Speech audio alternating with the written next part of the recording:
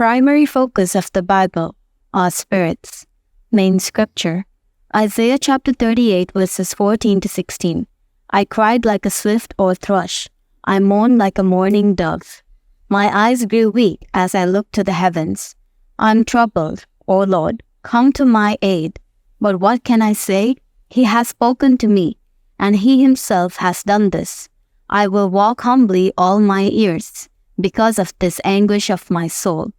Lord, by such things men live, and my spirit finds life in them too. You restored me to health and let me live. The Bible urges us to devote ourselves fully to loving God by obeying His word. His call for obedience demands complete adherence, not just partial compliance. Deuteronomy chapter 8 verse 1. In other words, He requires wholehearted obedience. Deuteronomy chapter 30 verse 2. This means that we must remain obedient not only in times of tranquility, but also during periods of God's testing and humbling circumstances. Deuteronomy chapter 8 verse 2. The essence of God's law entails loving Him with all our hearts, souls, strength, and minds. Luke chapter 10 verses 25 to 27. This is the greatest commandment. Matthew chapter 12 verses 28 to 30. David. The Bible primarily concerns our spirits, not our physical bodies. David serves as an example of someone who deeply concerned with his spiritual well-being. As Christians, it is our duty to reflect daily on the state of our spirits, just as David did. Psalms chapter 6 verses 1 to 3. O Lord, do not rebuke me in your anger, or discipline me in your wrath. Be merciful to me, Lord, for I am faint. O Lord, heal me, for my bones are in agony.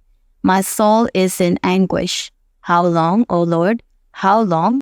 The verses mentioned highlight David's profound mourning upon realizing his sins, which were especially grievous because they were committed knowingly. Initially, he did not feel any spiritual anguish when he sinned. Through the message of the prophet Nathan, he realized he had sinned.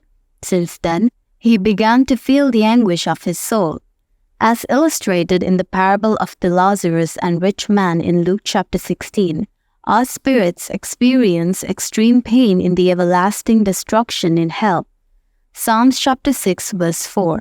Turn, O Lord, and deliver me and save me because of your unfailing love. Upon realizing his sins, David recognized that his spirit was destined for hell. That's why he earnestly asked for forgiveness. The main focus of the Bible. We possess both spiritual bodies and natural ones. Genesis chapter 2 verse 7. However, it is our spirits, not our flesh, that truly mattered.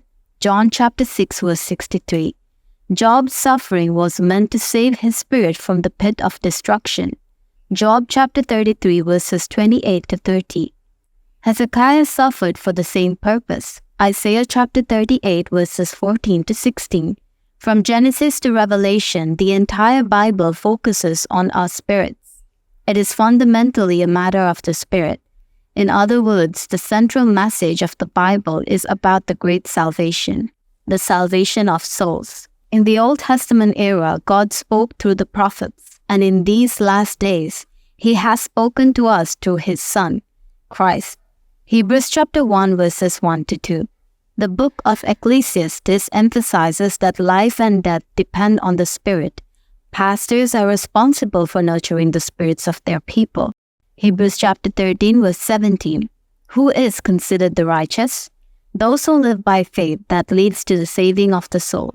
Hebrews chapter 10 verses 38 to 39.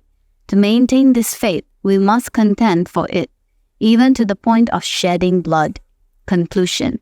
Life and death depend on our spirits, not our flesh. Therefore, we must live by the faith that leads to the saving of the soul.